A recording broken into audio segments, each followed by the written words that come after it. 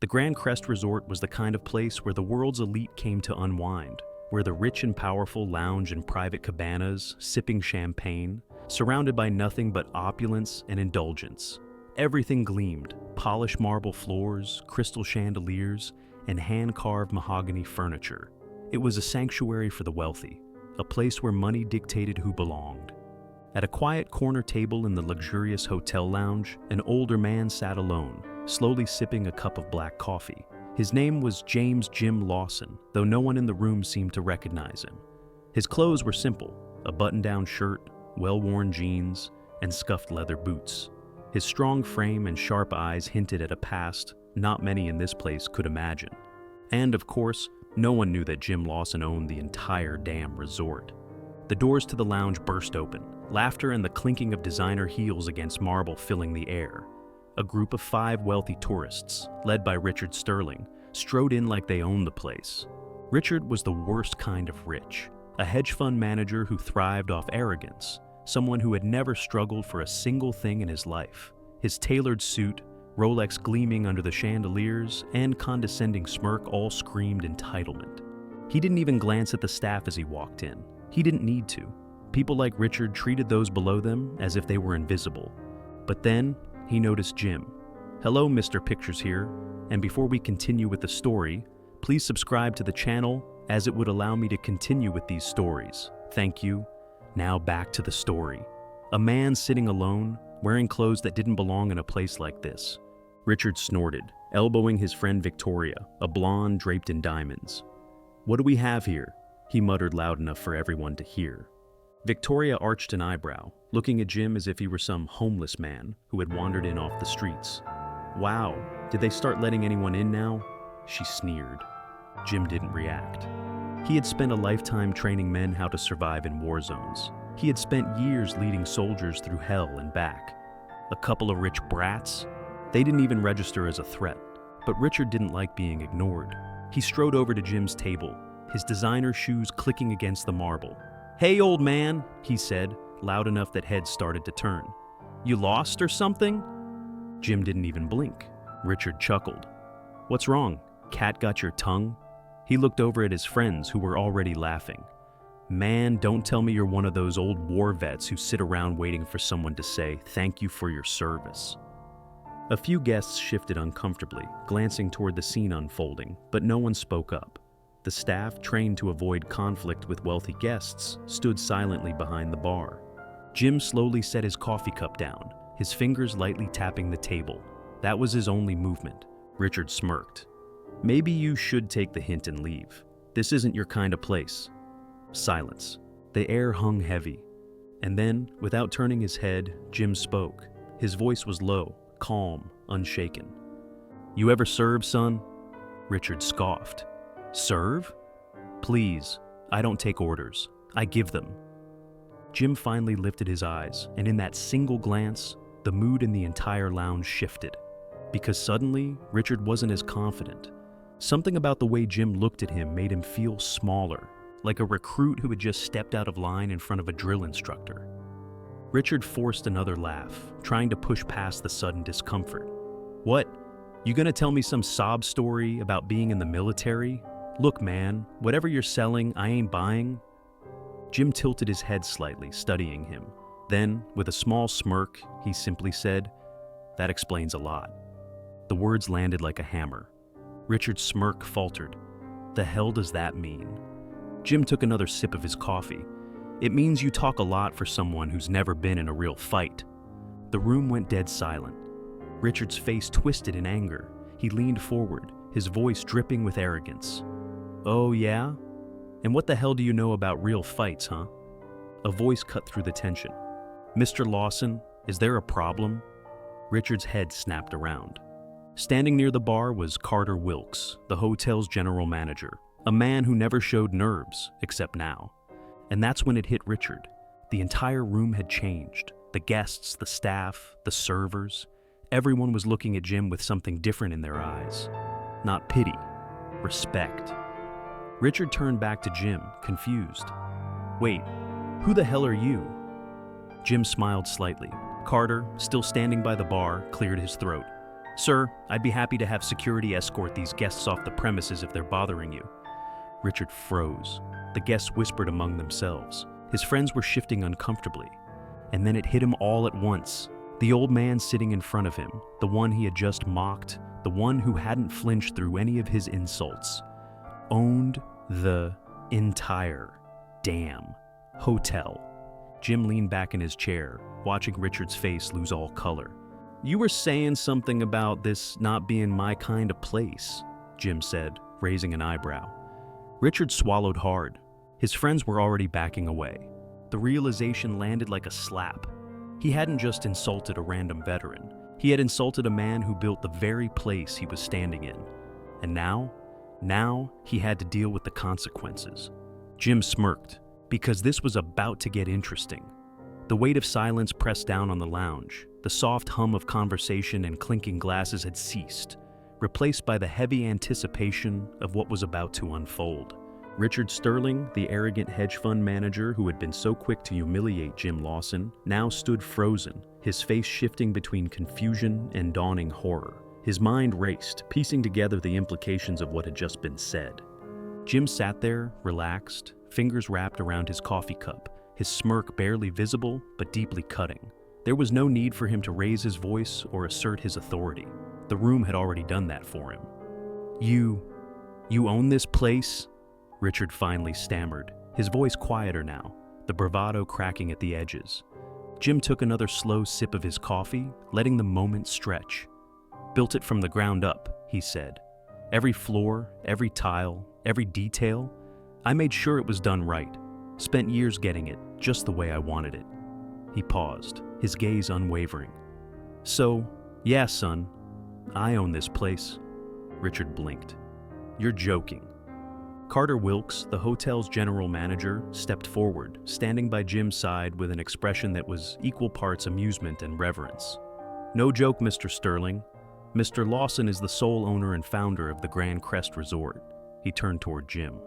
"Would you like me to call security to remove them, sir?" Richard's stomach twisted.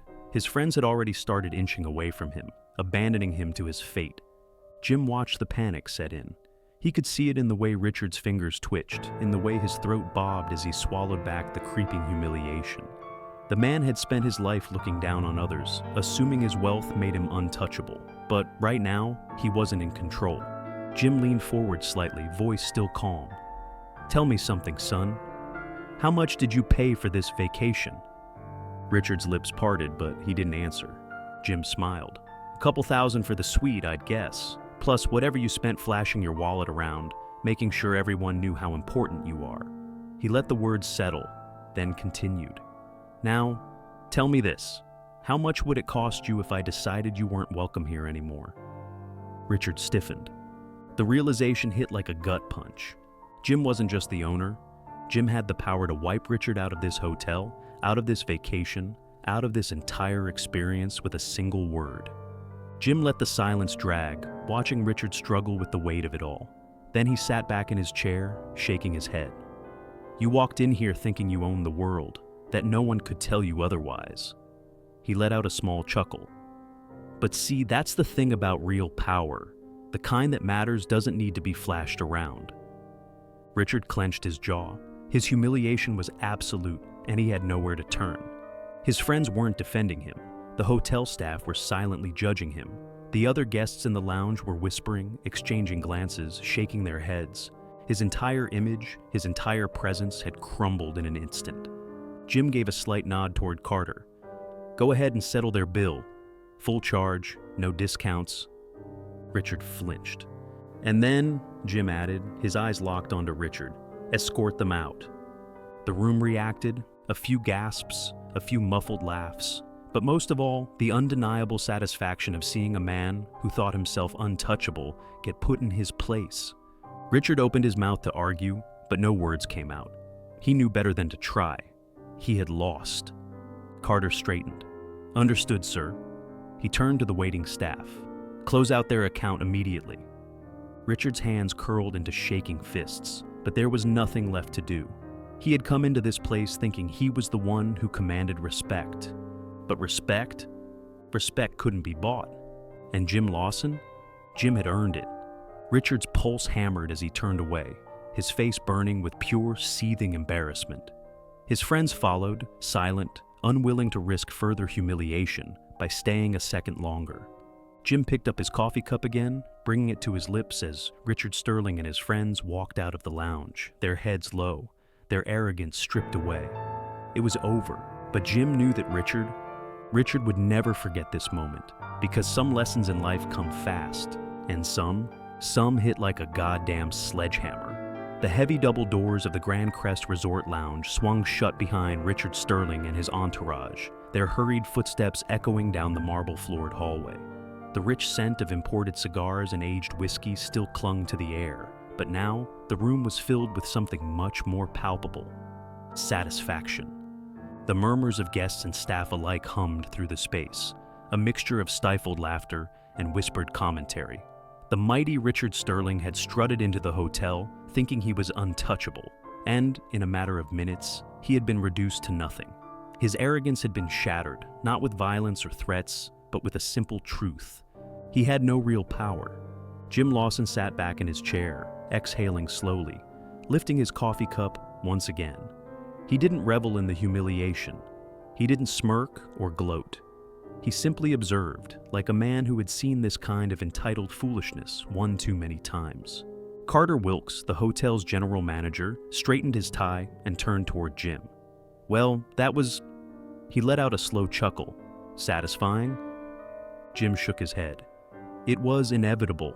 His voice was even, calm, like he had just finished discussing the weather. Men like that think they own the world, right up until the moment they realize they don't. A waiter passed by, pouring fresh coffee into Jim's cup. The staff had known the moment Richard and his friends had started their mockery that something was about to go down. Most of them had seen Jim before, but very few guests ever realized that the man in the worn-out boots and simple shirt was the one who signed every paycheck in the building. Carter smirked, glancing at the exit. Think they'll try to check into another hotel? Jim stirred his coffee with a quiet laugh. Probably, but let's be real, guys like him, they don't recover from public humiliation easily. His ego took a bigger hit than his bank account tonight. A light round of chuckles spread through the room as people turned back to their drinks, their conversations, their business.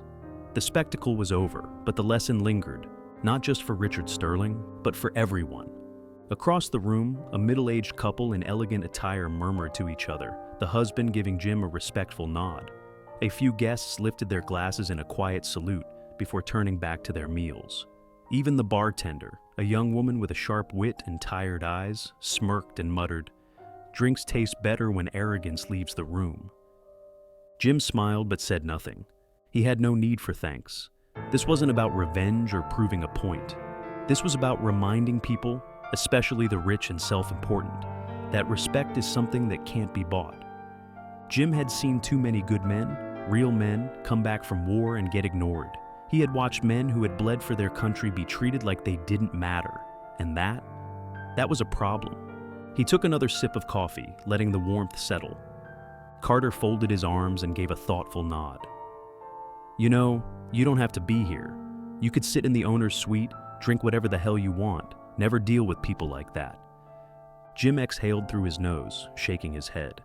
That's exactly why I sit here. Carter grinned. To keep him in check? Jim gave him a knowing look. To remind myself what real people look like. Carter leaned on the back of the chair, nodding slowly. And the ones that need reminding? Jim smirked. Well, they just got theirs. Outside, the night stretched on, the city still moving as it always did. But inside the Grand Crest Resort, a lesson had been taught. And one thing was certain. Richard Sterling would never step foot in this hotel again. Because true power isn't about money, it's about knowing when to use it. The weight of the moment had settled, the air in the Grand Crest Resort Lounge returning to a quiet hum of conversation and soft music. But even as the normal rhythm of the evening resumed, a subtle shift had taken place, one that wouldn't be easily forgotten. Jim Lawson sat at his usual table, taking another slow sip of his coffee, savoring the warmth. The remnants of Richard Sterling's spectacle of arrogance had all but faded, yet the ripple effect of what had just transpired still lingered. He could feel it in the glances from the staff, the nods from guests, the way Carter, the general manager, still stood nearby with a smirk on his face. One moment of humiliation had just corrected a lifetime of entitlement, and Jim, he didn't need an apology. Hello, Mr. Pictures here, and before we continue with the story, please subscribe to the channel, as it would allow me to continue with these stories. Thank you. Now, back to the story. He had already won. Carter sighed, shaking his head as he adjusted his cufflinks. You know, if I were Sterling, I wouldn't be stepping foot in public for a while. Jim chuckled, setting his cup down. Men like him don't like being reminded they're not at the top of the food chain. Still, Carter mused, it was good to see someone put him in his place. Guys like that walk through the world thinking the rules don't apply to them. Jim exhaled through his nose. That's the problem. They think money buys respect. Carter nodded. But it doesn't. Jim tilted his head, glancing around the lounge. Respect isn't a currency. It's something you earn, something you prove. And it's not about how much money's in your account. It's about who you are when no one's watching.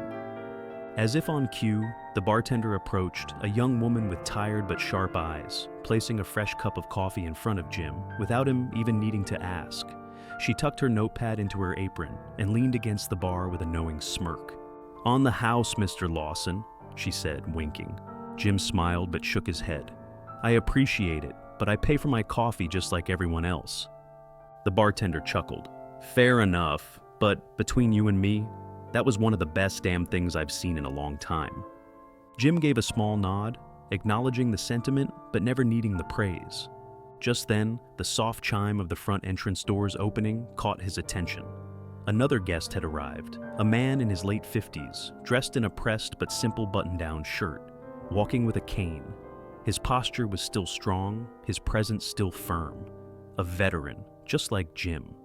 The man paused just inside the doorway, his eyes scanning the room, unsure where to sit.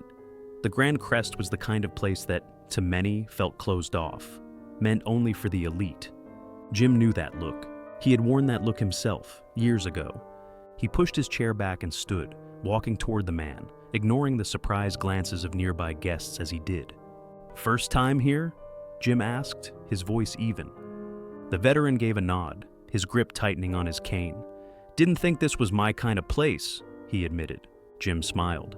It is now. He gestured toward his table, inviting the man over, and after a moment of hesitation, the veteran followed.